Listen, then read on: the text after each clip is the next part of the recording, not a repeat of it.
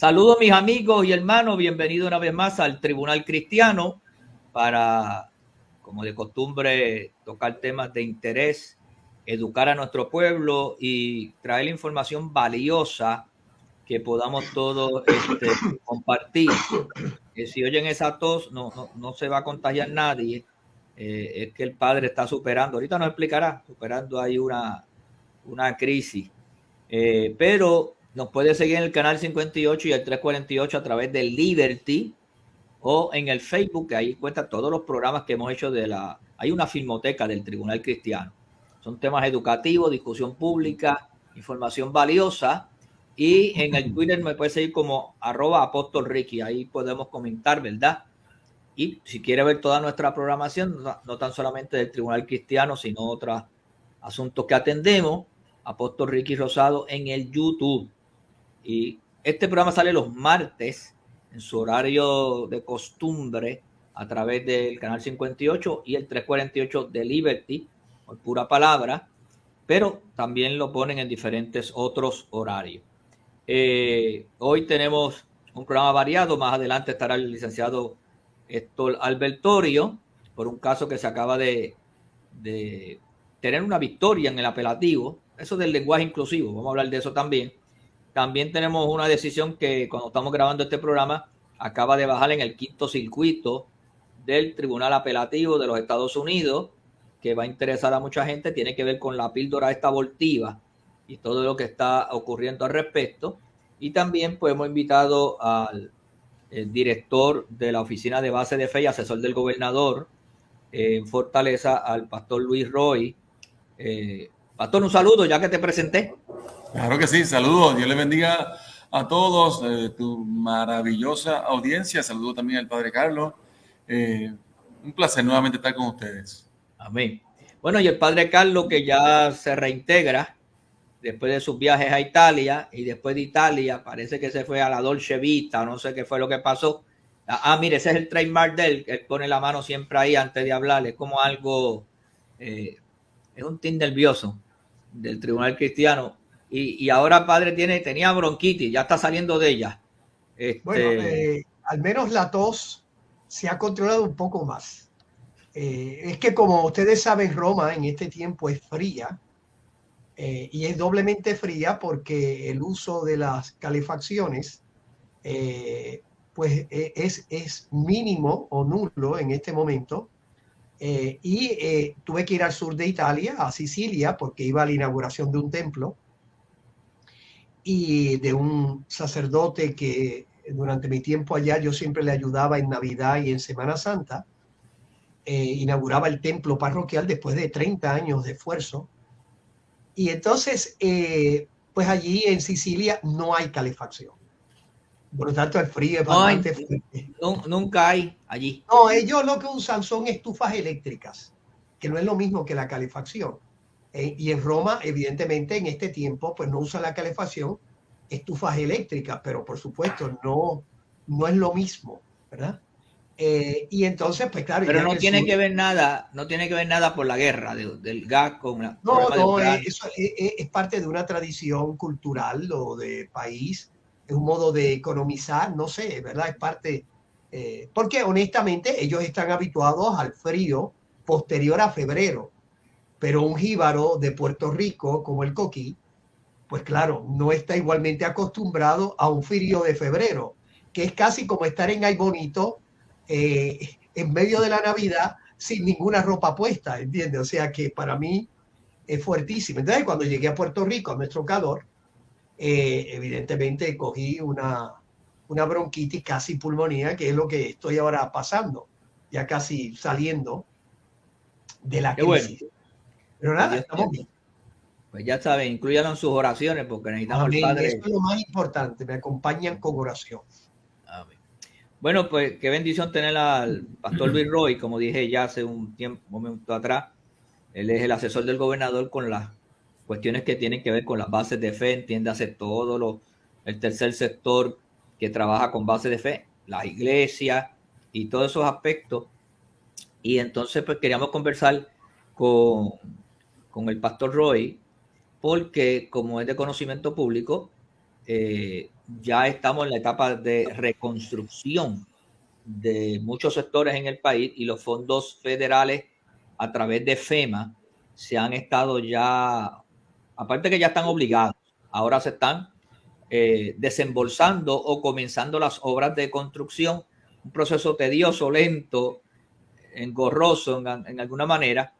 Y yo no sé si el padre me puede corregir o Roy, aparte de lo que ocurrió cuando Katrina, que hubo una disposición por orden ejecutiva, creo que el presidente en aquel entonces era Bush o el que le sucedió, que fue creo que Obama, dieron para Luisiana que se reconstruyeran los templos, pero no era una ley, no era un formato legal, marco jurídico, pero en el 2017 Trump, casualmente 2 semanas antes de que ocurrieran los huracanes en Puerto Rico, había firmado una ley que parte de lo que nos beneficia al sector creyente o al sector de iglesia o templo, ellos le llamaron House of Worship, las casas de fe, y las incluyeron en los guidelines de FEMA, para que estuviera bajo FEMA cuando hubiesen desastres naturales.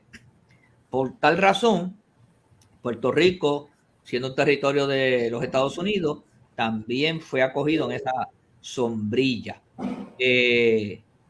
Ya los fondos fueron obligados y ya los fondos están comenzando a desembolsarse para las primeras obras, y alrededor de 1.800 templos o ministerios o iglesias tienen fondos obligados. Roy, explícanos un poquito más sobre eso porque tú estás bregando, y cuando me expliques esto, te hago una pregunta para que puedas explicar también la diferencia de FEMA y el CORTRI, porque se oye mucho y no todo el mundo entiende qué es una cosa y qué es la otra.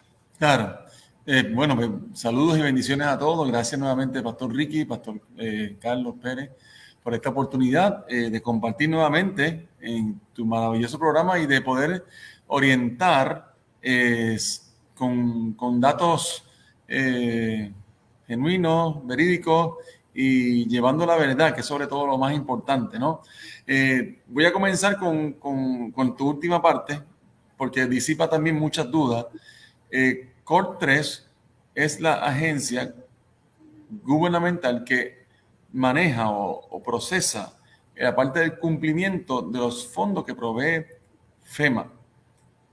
FEMA está diciendo, a través de ellos yo voy a procesar todo lo que es los requisitos, los documentos, toda esa data, a lo cual también ellos son auditables en todo el proceso. Así que se establece, como se dice en inglés, ese pass-through entity, que es CORT3, para que FEMA pueda entonces desembolsar esos fondos. Así que es a través de ellos, que es lo que FEMA hace la obligación de fondos. En cuanto a tu postura y preguntas sobre los fondos obligados y los proyectos de iglesia, ya diste este marco histórico, ¿no? De cómo se llega hasta lo que estamos trabajando hoy en día, lo cual son excelentes noticias. Aproximadamente son unas 1.720 iglesias, entiéndase, denominacionales y no denominacionales. Me explico, ¿no? Por ejemplo, el Concilio de Dios, de Iglesia de Dios Pentecostal MI, eso es un concilio, pero dentro de ese concilio hay aproximadamente 220, 225 proyectos, porque todo lo que agrupa el concilio. Así que dentro de esas 1.720 aproximadamente, hay ese grupo que es del concilio MI, al igual del metodista, al igual del discípulo, porque son iglesias conciliares que agrupan muchos proyectos. Pero la realidad es que hoy es esa cantidad de proyectos obligados, lo cual tienen sobre 480 millones de dólares obligados, separados, ya completaron el proceso. Iglesias que están esperando ahora otros trámites que no dependen necesariamente de CORT3 o de FEMA para poder entonces desembolsar ese dinero. Recordando que este dinero es mediante reembolso. Tú haces, yo te reembolso. No es que se da para que tú empieces a hacer las cosas sin tener nada, ¿no? Primero, usted cumple con el proceso, lo ejecuta y se reembolsa. ese dinero. Pero una pregunta, yo escuché al señor Lavoy del Col 3, dame un paréntesis, también la Iglesia Católica, y voy a señalar aquí Todas, correcto. recibió una cantidad de Bueno, dinero obligado. La iglesia. ¿No te oye, Carlos? Casi la mitad de todos los fondos disponibles a las instituciones eclesiales. La Iglesia Católica, sí, 240 y pico. 220, 230 millones de dólares están designados para la Iglesia Católica. Un 70% más o menos de los fondos obligados hasta el momento. Eso quiere decir, claro, la Iglesia Católica se compone de 6 diócesis diversas, de parroquias y de colegios. Por lo tanto, es una distribución amplia, pero la gente, para que pueda ver la proporción y se den cuenta que entendiendo nada se ha hecho, es extraño ni que se ha hecho por debajo de la mesa o en lugares oscuros, sino que son unos fondos disponibles a base de las peticiones que FEMA revisó y exigencias de FEMA. Por lo tanto, aquí nadie puede decir que alguien hizo esto en oscuro, que no. Todo el mundo ha recibido lo que vio dentro de los parámetros de FEMA. Claro. Por eso quiero hacer ese énfasis que hace el padre Carlos, ¿no? Estos sobre 480 millones de dólares que están obligados. Esa obligación de parte de FEMA es porque ya hubo un cumplimiento de parte del subrecipiente, que en este caso es la iglesia. O sea, no es como que está ahí a ver qué pasa. No. Ya eso está designado, en una cuenta designada para ello. En el caso de la Iglesia Católica, que tiene aproximadamente unos 220, 230 millones de dólares, tiene una peculiaridad, aparte del volumen que tiene, de la cantidad enorme de iglesias católicas que hay en Puerto Rico, es que también tienen peculiaridades muy particulares. Por ejemplo, edificios históricos. Ese edificio histórico demanda una reconstrucción mucho más costosa por lo que significa. Es un edificio histórico que tiene unos parámetros diferentes, se maneja a través del Instituto de Cultura. Por ejemplo, la Catedral de aquí de San Juan, aproximadamente, puedo dar el dato un poquito más específico, tiene sobre 50 millones de dólares. Para ser más específico, la Catedral de Ponce, ¿verdad? Que es catedral desde 1920, pero que es iglesia desde el siglo XVII. Uno se puede imaginar lo que supone, y de hecho no está inservible, no se utiliza para el culto desde los terremotos o incluso desde la verdad de todas estas situaciones. Por lo tanto, nadie, o sea, uno tiene que pensar esas diferencias que está diciendo, ¿verdad? Edificios históricos, etcétera, tienen una peculiaridad que no tienen otras instituciones eclesiales en Puerto Rico. Algunas. Correcto. Porque hay otras iglesias evangélicas que tienen un valor histórico. Piensa en la iglesia. Pero sí, es el detalle histórico más bien, que es arquitectura, que es diseño, que no se puede tratar como que bloque, pared y cemento y se acabó. Sí, sino que destrúyela, vamos a hacer algo nuevo. No. Ahí no aplica eso. Cuando dijiste reembolso, que es el sistema de FEMA, Puerto Rico, a través del Col 3, y me corrige, logró un trato especial. Explica sobre eso. Cierto. Mira, por primera vez en la historia se está trabajando lo que es, en inglés, el Working Capital Advance, o ese adelanto por trabajo, el cual se faculta a ese subrecipiente, en este caso las iglesias, para que se le otorgue un 25% y luego puede solicitar otro 25% más, o sea, un 50% del 90%, que es el 90% es lo que FEMA está obligando, el 10% lo pone el subrecipiente, y luego quiero comentar un poquito sobre eso. Así que del 90%, hoy, gracias a la confianza que el Ejecutivo, el gobernador, ha logrado junto con Cortés, de recobrar una confianza con FEMA, este programa se está estableciendo en Puerto Rico por primera vez, de adelantar un dinero a esos subrecipientes o iglesias que ya completaron el proceso, ya entendiendo de que hay un fondo obligado, usted ya cumplió con esa famosa snake o culebra, que sabemos que no es fácil, pero ya usted cumplió con eso, ya tiene el fondo obligado, y ahora mismo en un proceso que es casi expedito, en unos 10 días, se le puede desembolsar el 10%, el 25%, perdón, de su trabajo y luego solicitar hasta otro 25%, o sea, un 50%. Tiene su guía, tiene sus requisitos, pero eso no existía. ¿Por qué? Porque no había dinero. La iglesia no tiene el dinero, ese cash flow para iniciar un proceso. Entonces se le hace más cuesta arriba y este Working Capital Advance le ayuda para que pueda comenzar su obra lo antes posible. Te pregunto, no es los ingenieros de las iglesias ni los pastores por capricho los que determinan cuánto es el costo de la obra. No. Me parece que hay unos profesionales de Coltrane y de FEMA que son los que manejan eso. Bueno, ya en este caso, la reclamación que se hizo, XY, la que haya sido, ya pasó por el crisol del proceso número 1 a la aseguradora principal que tuvo la iglesia en ese momento. Esa es tu primera línea. FEMA otorga la cantidad de dinero que ya el seguro te desembolsó. Voy a decir un ejemplo cualquiera.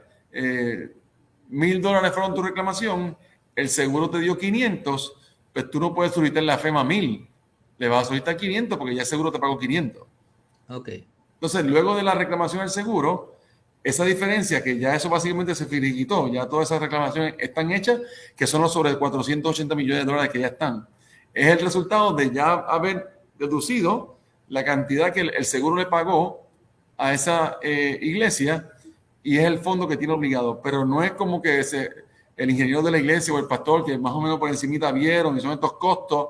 No, esto es un proceso. Pero, aquí hay unos profesionales involucrados, hay unos procesos involucrados, que esto no está por la libre, no es que yo me levanté por la mañana y digo, no, pues yo quiero esto, hacer esto otro, no, hay una supervisión, hay unas aprobaciones. Pastor, mire, pero yo quiero decir algo antes, Roy, para que puedas terminar, claro, para que la gente vea un ejemplo concreto. En mi caso, parroquia, que soy parte de la Iglesia Católica que recibió el pote de 230 millones. Vinieron 2 ingenieros, eran 3, a revisar las peticiones que nosotros habíamos hecho.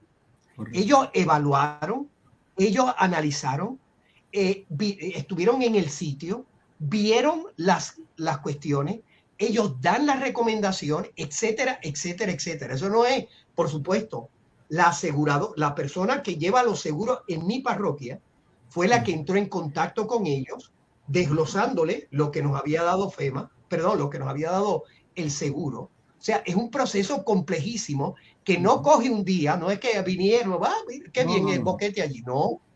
Ellos vienen, es un análisis que coge semanas. O sea, yo mismo me sorprendía el tiempo que cogen estos procedimientos, ¿verdad? Por eso le llaman que es como una serpiente. Correcto. Porque es un proceso complejo, largo. No es un proceso simple. Y en esa línea es importante que la gente pueda entender, para disipar toda duda, ¿verdad? Y es que la reclamación va a tono con la pérdida. Yo no puedo solicitar a FEMA que me dé $10 millones si la iglesia, su valor o su pérdida en ese momento fueron $100,000, porque la reclamación va de acuerdo con la pérdida. Si yo tenía un edificio grande y mi pérdida era justificable, pues entonces ese es el reclamo que yo voy a hacer. Pero yo no puedo decir, bueno, es que mi iglesia era de 50 personas y voy a aprovecharla con FEMA y hacer una de 3,000 personas con esto y con lo otro y con una cancha bajo techo. No, porque es que tu pérdida no fue eso. Exacto. La pérdida es proporcional. Es proporcional. Claro, con la resiliencia, por decir así. O sea, no es que si tenías zinc, te van a dar un zinc de mohecido, sino que tiene que ser según los costos que cuesta ahora el zinc y según unas especificaciones de los materiales a utilizar en la construcción, porque tampoco puede ser materiales trililí que al final termine destruido, sino que tiene que haber tiene que tener resiliencia. Yo quiero agregar algo y Roy, si no quieres entrar en la discusión, aunque estés ahí, vamos a hacer el disclaimer de excusarte. Sí, sí. No que te vaya, pero me refiero de que no tengas que comentar porque yo sé que tú representas en alguna manera al gobierno de Puerto Rico. Pero, ¿por qué entonces, si nosotros hemos explicado esto con meridiana claridad, con transparencia, diciéndole al pueblo de Puerto Rico y a los que nos vean y nos escuchen cómo han sido las determinaciones? ¿A qué se debe toda esta ebullición? Que hay toda una controversia porque las iglesias van a recibir esta cantidad de dinero para volver a poner su operación adecuadamente. Cuando es algo que lo determinó una ley del 2017 por el presidente en ese entonces Trump, que ya cuando Bush y Obama con lo de Katrina también lo habían hecho por orden ejecutiva para ese sector, lo único que era para lo de la cuestión de Katrina. Y ahora aquí en Puerto Rico está el beneficio, es la agencia federal la que está obligando el dinero, una agencia estatal que así lo exige la ley, y FEMA es la que va a canalizar, y que han llevado ya 5 años de proceso, las iglesias dando papeles, poniendo aquello, inspecciones, y ahora es que comienza una primera iglesia y otras a tener algún dinero allegándose, porque todo este revuelo y todo este ataque, yo lo veo ya como un ataque, y ahora por eso estoy hablando yo al sector creyente, al sector de fe, violando nuestros derechos, porque los que van a esos templos son los ciudadanos. Claro. Mira, tú multiplicas 1.800 iglesias. Mira, bien sencillo, 1.800 iglesias a 100 personas. Vamos a ponerlo livianito. ¿De cuánto estamos hablando? 18,000 personas. Pues, entonces, son gente que pagan contribuciones, son gente que aportan al país. Cada uno de esos templos hace una obra social extraordinaria, que la misma FEMA ha dicho que somos los first responders por excelencia. Somos los primeros que llegamos a dar la comida, a ir a los terremotos. Entonces, nuestros templos son los lugares de refugio. En algunos lugares donde no tienen otro edificio donde puedan acogerse, y nuestras iglesias se abren sin FEMA, no sé si es FEMA o emergencia, que ha designado ahora los templos que cualifiquen como los lugares donde van a estar los alimentos almacenados. Ya no tendrán que ir a un almacén a Ponce que se son los community hubs. Ahora va a ser, y entonces de ahí se va a custodiar porque llega más rápido a las comunidades de manera satélite a otros templos. Oye, y entonces se ha formado toda esta discusión por algún sector de la prensa o política, como quieran llamarle, para, oye, ya hay pastores que están asustados, que están a punto de decir, no me den ningún dinero porque yo no quiero estar ahí. No. Mira, no tengo ningún problema en comentar porque yo sé que entre nosotros y la gente que nos está escuchando, antes yo de ser asesor soy pastor, y hay una expresión del Evangelio Juanino que dice que uno conoce la verdad y la verdad nos hace libres. Así que cuando uno conoce la verdad del proceso, entiende de que así es. Esto no es ni favoritismo ni con alguien, no, es que este es el proceso y se está desembolsando o obligando, en este caso, unos fondos que ya se han desembolsado. Te podría tal vez, Pastor Ricky, buscar un poquito más de información a través del ingeniero Manuel Lavoy, cuánto se ha desembolsado hasta el momento a través de las iglesias, pero es una realidad de que está ahí. La realidad es que sobre 1.700 iglesias experimentaron un daño, hicieron un reclamo. Y yo quiero hacer un énfasis en particular con esto. La visión que tiene el gobernador y lo que como política pública es que más allá de que si esto activa la economía o no, crea empleo, de que todo eso es válido y eso va a pasar, ¿no? De que se van a crear más empleo, va a haber un movimiento económico, hay pagos de arbitrio, todas estas cosas, que qué bueno. La finalidad es la restauración o el restablecimiento del servicio. ¿Cuántas iglesias ahora mismo desde María todavía no pueden dar su escuela bíblica de verano? No pueden dar tutoría, no pueden dar la consejería que daban antes, el servicio que daban antes. Y eso, el que quiera levantar la bandera de que ¿por qué tantos millones a la iglesia? La pregunta es ¿cuánto vale la salud mental del pueblo? ¿Cuánto vale el servicio que se le ofrece a la comunidad? Que se ha afectado hasta hoy, hasta este momento, está afectado Y porque la iglesia no tiene todavía las facilidades al Yo día. conozco pastores que me han dicho, yo me tuve que mudar a otro lugar Claro. improvisado y mi templo está allí cerrado con moho, cogiendo, esperando que... Y yo quiero aprovechar la oportunidad y felicitar a cada organización eclesial, pastores, pastoras, sacerdotes y de otras denominaciones religiosas, tanto de lo que son mezquitas, lo que son sinagogas, de otras comunidades de fe, que aceptaron el reto. Cuando yo empecé a conocer un poquito sobre esto, que fue hace varios meses, tan recién, hace como 2 o 3 meses atrás, y uno ve que el proceso no es fácil.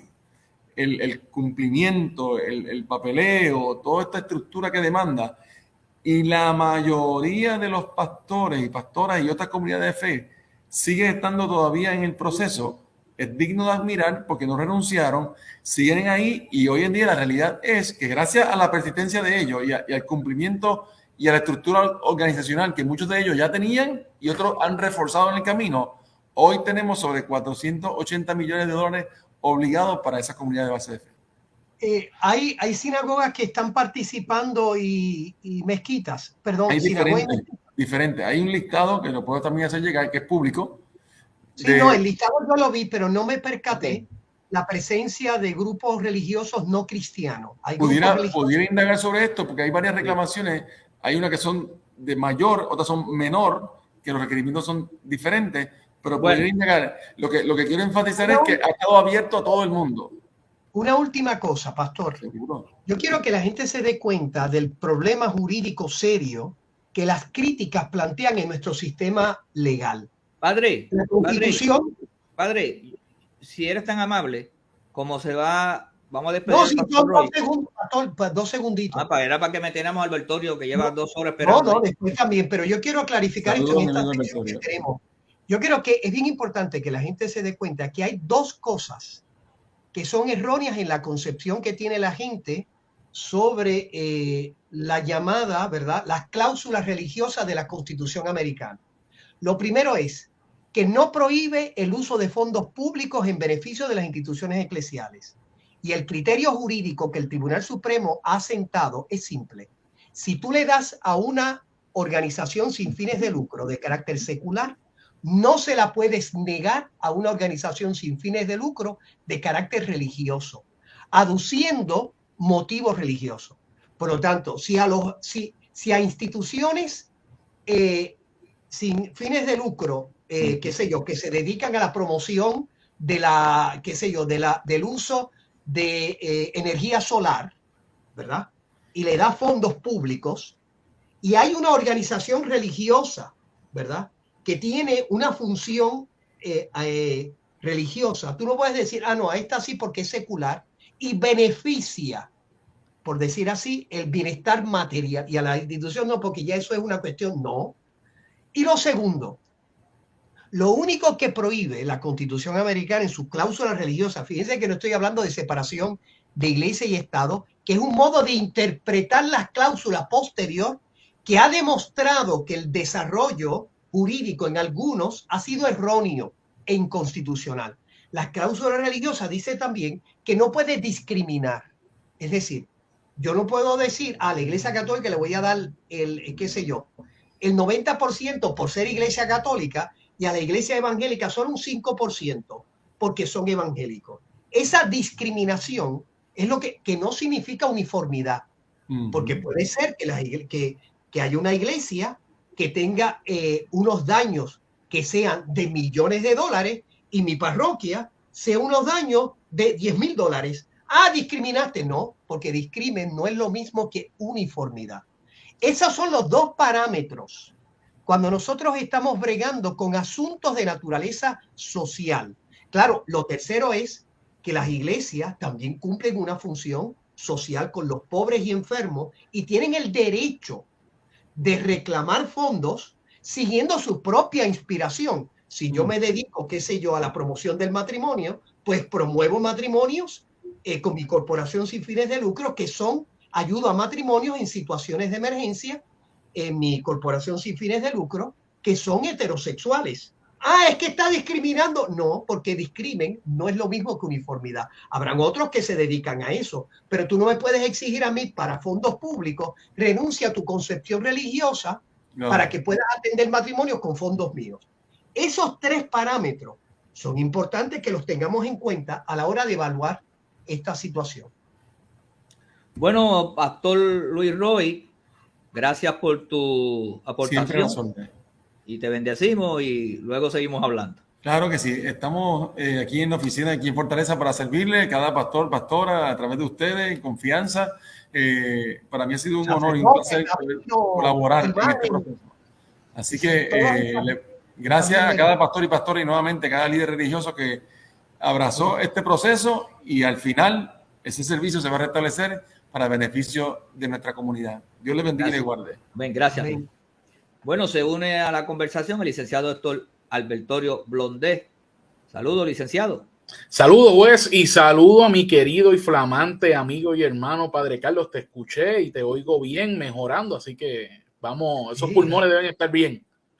Sí, están medio podriditos, pero están bien. Bueno, están bien maduritos, casi pudriditos. Sí, podriditos.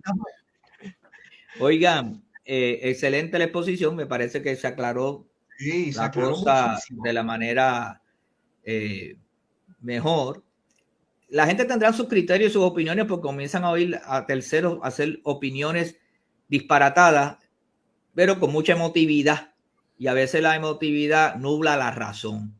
Claro, lo cortés no quita lo valiente, no significa que a veces hay cosas que son de difícil comprensión cuando usted no conoce el proceso, pero la realidad es que esto se está haciendo legalmente, que es correcto y moral.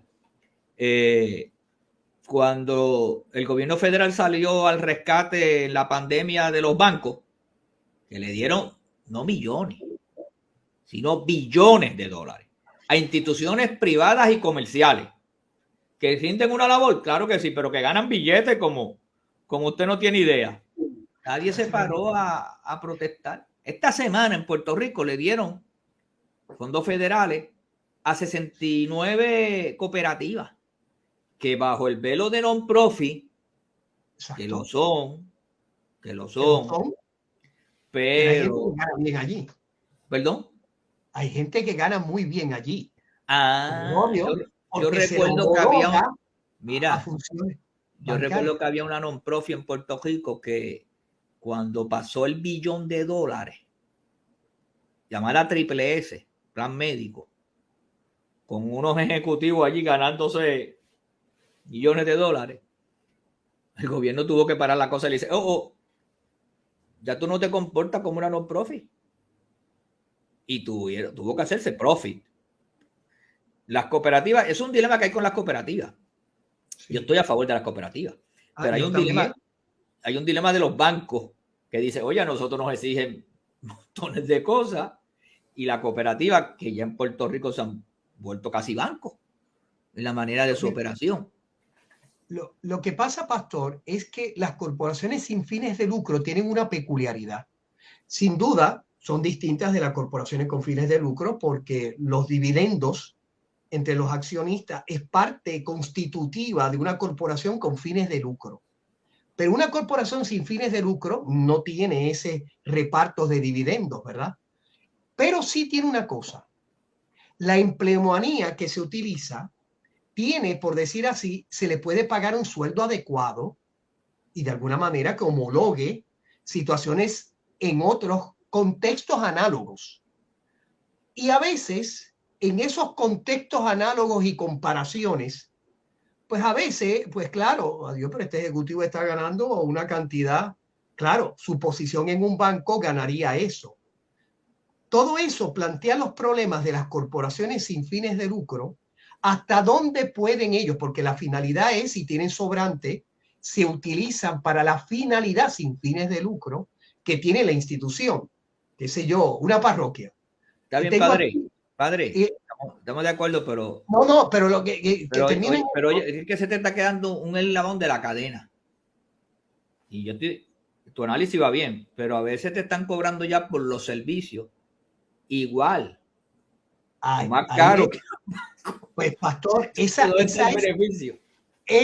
es la clave, porque parte de las leyes que organizan las instituciones sin fines de lucro es que no promueva el desarrollo de la riqueza de individuos que aprovechen el velo de la corporación sin fines de lucro para adelantar una agenda económica.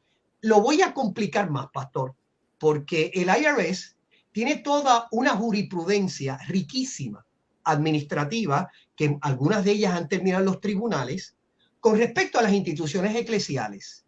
Porque vamos a suponer que está este gurú de la India, que es uno de los ejemplos que terminó en las decisiones administrativas de los tribunales. Este gurú, parte de su estructura religiosa es que él tenía como 3 Rolls Royce, 4 aviones, estoy exagerando para que la gente, pero iba en esa línea. Vive en un palacio en Estados Unidos, una casona, etcétera, de 10 millones de dólares, etcétera. Claro, el IRS interviene en estos asuntos religiosos con cierta peculiaridad. Hay todo un procedimiento que, dicho sea de paso, el senador por el Partido Popular que preside la Comisión de Hacienda en el Senado de Puerto Rico, y que se le había presentado un proyecto de ley para que Hacienda asumiese el mismo protocolo que utiliza el IRS para evitar abuso. Cuando él era secretario de Hacienda, se distinguió por abusar y perseguir. Pero ¿de quién tú hablas? Zaragoza. Ahora entiendo. Del senador Zaragoza. Y él se rechazó. Pero el IRS ha intervenido en estos asuntos siguiendo un protocolo estricto para evitar los abusos. Claro, dice, y utiliza un concepto que más o menos en español sería evitar el enriquecimiento, por decir así, injusto. ¿Hasta qué punto? Por ejemplo, yo me acuerdo de un caso que me llamó la atención. Una enfermera hizo una corporación religiosa en California, sin fines de lucro. Esa corporación pagaba la casa. Esa corporación le pagaba ahí un sueldo. Esa corporación pagaba el carro. Esa corporación pagaba todo a través de esa corporación, en la cual el único miembro era ella, etcétera. Y el IRS dijo, no, tú te escudaste detrás de esto para liberarte de tener que pagar impuestos ¿verdad? Al IRS. Por lo tanto, ¿hasta dónde ese discernimiento jurídico no es fácil? Y tal vez en Puerto Rico no tenemos la costumbre de intervenir en estos asuntos corporativos sin fines de lucro, porque claro, el otro está obligado a una serie de cosas. En el caso de las sin fines de lucro, Hacienda tiene una serie, algunos mecanismos, ¿verdad? La famosa planilla que están exentas las instituciones religiosas, etcétera. Bueno, por lo tanto, esto es un problema serio. O sea, ¿hasta qué punto? Y ahí complica esta situación de la erogación de fondos públicos, de que si las instituciones religiosas nos estamos enriqueciendo, que si el gurú tiene 4 Rolls Royce y el Papa vive en San Pedro del Vaticano, etcétera. Pues todo eso es parte de las cuestiones que plantea curiosamente las sin fines de lucro en Puerto Rico. Albertorio. No, solamente para añadirle al análisis jurídico que estaba haciendo Padre Carlos anterior a este, que era el caso con relación a los cambios de FEMA, a los cambios de las reglamentaciones y eso. No sé si no llegué a escuchar al principio, pero no sé si llegaste a mencionar de dónde es que surge, qué caso es el que surge esta situación. El caso es Harvest Family Church versus FEMA. Ese caso es un caso de unas iglesias, era esa iglesia y 2 más, que estaban brindando ayuda social posterior al huracán Harvey en Texas en el 2017. Y cuando fueron a solicitar asistencia pública como iglesia, se la denegaron porque FEMA tenía una reglamentación de 20 años atrás donde decía que los houses of worship no podían solicitar porque había entonces un entanglement donde el Estado estaba o el gobierno federal estaba financiando la iglesia. Eso fue estamos hablando de 1997-98.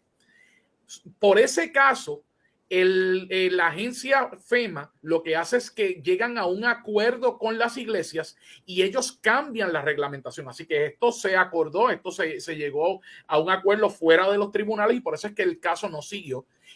FEMA cambia la reglamentación, incluye las iglesias, los houses of worship, y a partir de esa reglamentación nueva de FEMA, que fue bajo la administración del presidente Trump, las leyes en el Congreso que van para efectos de ayudar en estas situaciones de emergencia, adoptan entonces esta interpretación para efectos de traer a los houses of worship.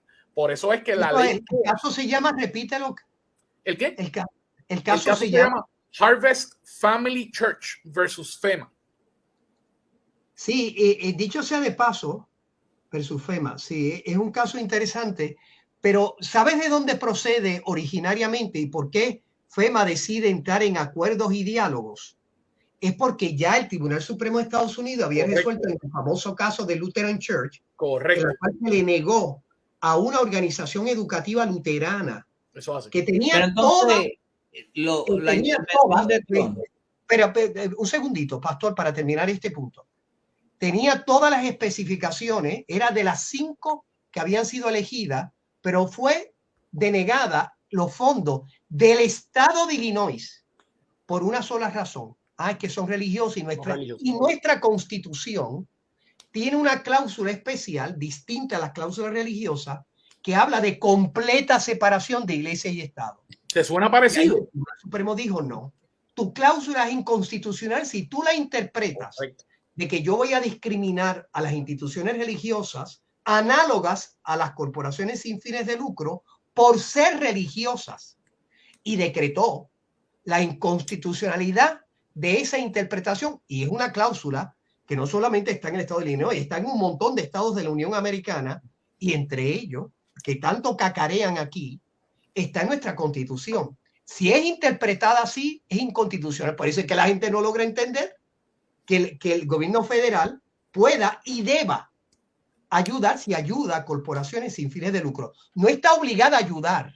Correcto. Digo, si decide no ayudar a las corporaciones sin fines de lucro, no puede ayudar a nadie. Ahora, si le da a una, no le puede negar a la otra.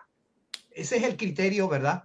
Entonces, la intervención del presidente Trump... Sí había escuchado de la polémica. La intervención del presidente Trump en el 2017... No se oye, pastor.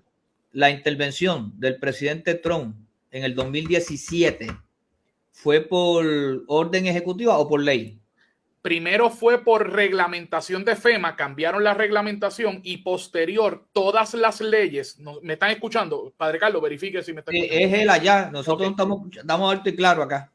Él se hizo primero por reglamentación de FEMA y posterior todas las leyes que ha hecho el Congreso para efectos de este tipo de ayuda, porque se tiene que hacer los fondos ARPA, los fondos CARES, todo ese tipo de fondos que son para efectos de ayuda en situaciones de emergencia, contienen entonces las disposiciones, incluyen esa interpretación donde se está también incluyendo a los houses of worship. Por eso es que la ley CARES, cuando activó el PUA, el Pandemic Unemployment Assistance, se lo hizo extensivo a empleados de iglesias que tradicionalmente las iglesias no pagan seguro por desempleo para sus empleados.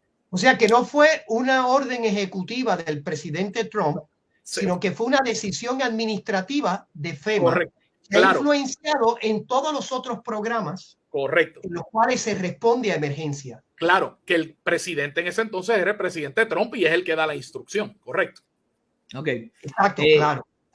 Héctor, Albertorio, antes que el tiempo avance, danos un resumen de cómo va el caso que ustedes están representando a los médicos en la educación continua con relación al lenguaje ese inclusivo de los muchos, muchas y muches, como le llama el licenciado Gao Pacheco. Sí. ¿Dónde está el caso? ¿Por dónde va? ¿Qué va a pasar? En esencia, hace unos meses atrás, para que todo el mundo esté al día, hace unos meses atrás el Tribunal de Primera Instancia desestimó la demanda que nosotros estamos llevando representando a unos profesionales de la salud, incluyendo médicos, dentistas, enfermeras, psicólogos clínicos. Desestimaron porque entre uno de los argumentos principales decía que los demandantes no habían presentado, no se había demostrado que ellos tenían legitimación activa o tenían un daño claro y palpable que pudiera entonces darle jurisdicción al tribunal para entrar a resolver el caso. Páralo ahí. Pues parece que hay que llevar a algunos a la escuelita Eso es así. Porque, ¿ustedes se acuerdan del famoso caso de los pastores que protegiendo sus congregaciones antes del cierre de la pandemia levantaron la voz? Uno de Bayamón y otro de Dorado, y entonces se formó supuestamente porque un tercero cogió lo que el pastor le dijo a su grupo de congregación en su chat privado y lo traspoló, y entonces la gente que iban a cerrar el país, y todavía no se había dicho que se iba a cerrar, que pasó 3 días después que lo cerraron, y la gente salió al supermercado. Pues tú sabes que esos pastores pasaron, uno de ellos pasó el Niágara en bicicleta, y nosotros hicimos todo lo que pudimos para que no llegara a más. Sabíamos que no iba a prosperar, pero le hicieron pasar el calvario. Lo único que no le pusieron fue la corona de espina al final. Pero el punto fue que en el tribunal pues se cayó el caso. Por esa circunstancia, los periodistas, 2 periodistas, licenciado Rafeli y otra, creo que Sandra Cotos Vive, se unieron a un pleito que la ACLU llevó para decirle al tribunal. Oye, te falta un eslabón. Ah, dime. En virtud de esa situación, de ese caso que fue al tribunal y que se cayó, la legislatura aprobó una ley, enmendaron la ley del DSP, la ley, creo que es la 20 de 2017, e incluyeron esa modalidad de que no se podía divulgar tipo de información y todo ese tipo de cosas. Que se consideran fake news. Correcto. Se hizo una ley. Y entonces estos periodistas impugnaron la ley. Continúa. No, sigue, porque era solamente ese eslabón. Pues el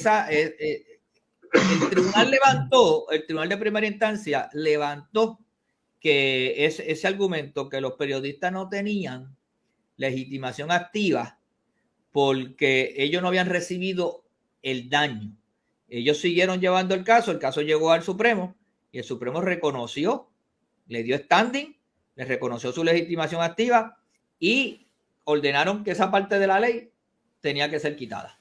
Te voy a dar una información, ¿verdad? Que la gente no sabe. Desde el 1976, en el caso de Elrod versus Burns, estableció el Tribunal Supremo que un daño, por más mínimo que sea, a la primera enmienda hay daño irreparable. Por lo tanto, cuando habla de eso, aunque sea un segundo, quiere decir, ya automáticamente, si hay un daño, si hay un efecto hacia la primera enmienda, entiéndase, libertad religiosa, libertad de expresión, libertad de prensa, cualquiera de esos derechos fundamentales, hay un daño irreparable. Vamos a bajarlo. Vamos al lenguaje mío, de pueblo. Muy bien. Lo que significa es que aunque yo no haya recibido el daño en el momento, pero sé que me va a pasar próximamente, porque es obvio que va a pasar, todo apunta que va a pasar.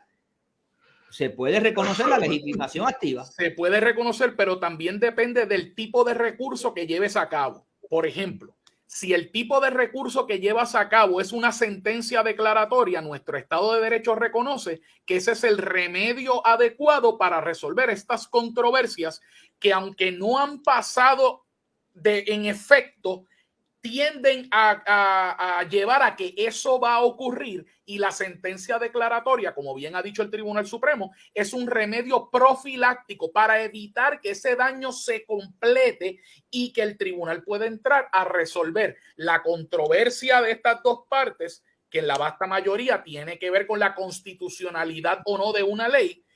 Puede entonces el tribunal entrar sin que se convierta en una opinión consultiva del tribunal.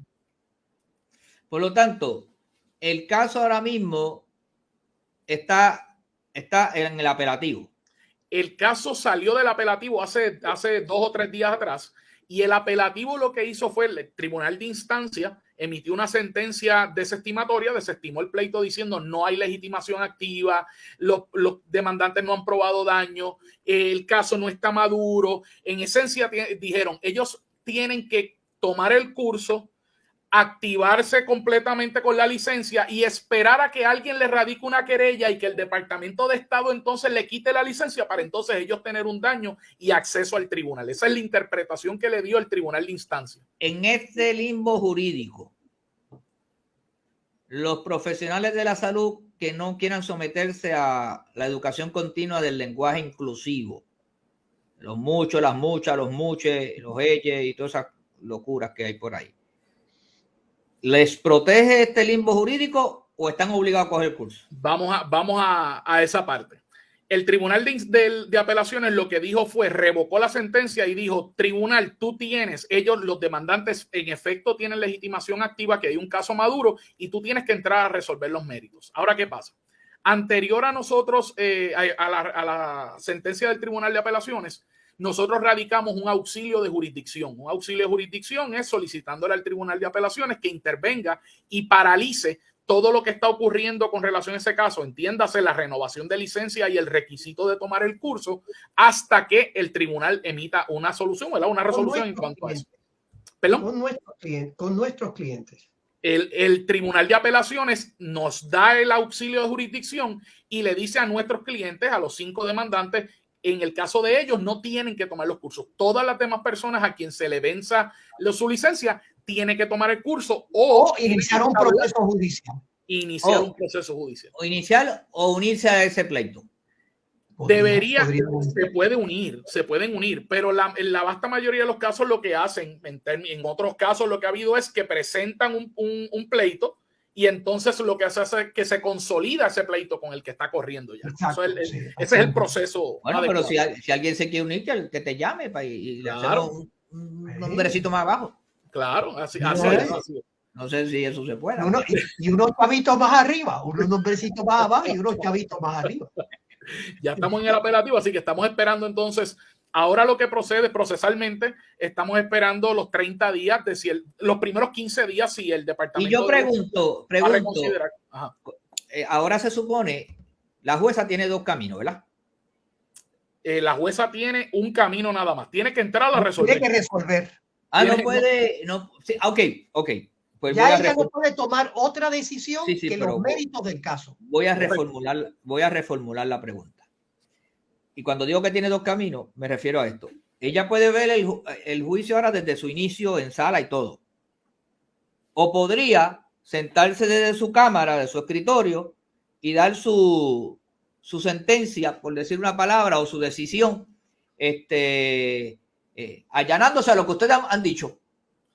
En esencia, nos inclinamos a la segunda por la simple y sencilla razón que han habido un sinnúmero de mociones que se radicaron en este caso mientras estuvo en instancia de ambas partes y hubo una vista argumentativa donde ambas partes expusieron todo, entramos en los méritos del caso, así que verdaderamente no hay mucho más. Claro, la jueza puede organizar su caso como crea conveniente. Correcto. Pero las reglas de procedimiento civil tienen una especie de principio en los primeros artículos, las primeras reglas, que dice que hay un principio general que se llama economía procesal. Correcto. O sea, están tan ataponados los tribunales que si la jueza decide empezamos de cero, cuando ya tiene todo un trabajo realizado ampliamente, hasta tuvimos vista argumentativa. Ok.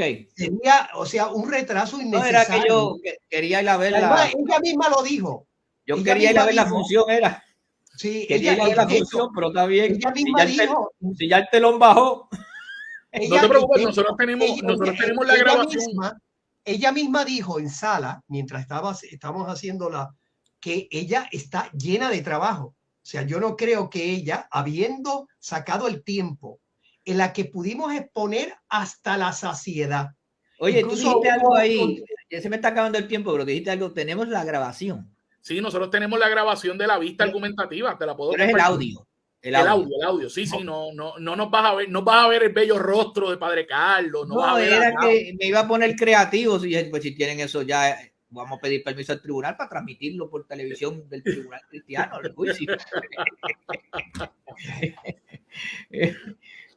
Así que, pero nada, hoy se nos quedó un tema porque ya el tiempo está avanzando demasiado. Y vamos a tener la oportunidad, padre, de discutirlo entonces como primicia en el programa de mañana de WKQ, el de la decisión que acaba de bajar del Tribunal Apelativo. Pero es que me parece, como tú dijiste, unas cosas muy puntuales ahí que hay que explicarlas porque se puede convertir en una decisión de todos los estados de alguna manera. Sería bueno explicar esos procesos, ¿verdad? Nada. me parece que estamos logrando muchas cosas en términos de todo esto que tiene que ver con los derechos, los valores y los principios y sus protecciones legales, que yo, a nombre del pueblo de Puerto Rico, le agradezco a estos distinguidos abogados que han hecho unas labores y unimos al equipo, aunque no está presente, el licenciado Gao Pacheco, porque actualmente están inmersos en muchos proyectos que ahora viene un proyecto grande de educación y con libros y todo, donde todo esto que se ha logrado y se está plasmado, no solamente va a estar en talleres, sino que va a estar escrito para que usted pueda sentarse a leerlo y luego también, ¿por qué no decir? Esos talleres van a estar grabados de una manera bien hecha para que otros, ¿verdad?, puedan recibirlo a través de la tecnología y todo eso se pueda desarrollar. Me parece que estaremos haciendo una gran aportación al pueblo de Puerto Rico. Agradezco al padre Carlos Pérez, Héctor Albertorio y licenciado Gao Pacheco. Bueno, ya nos vamos. Gracias por su comparecencia al Tribunal Cristiano. Dios bendiga. Bendiciones.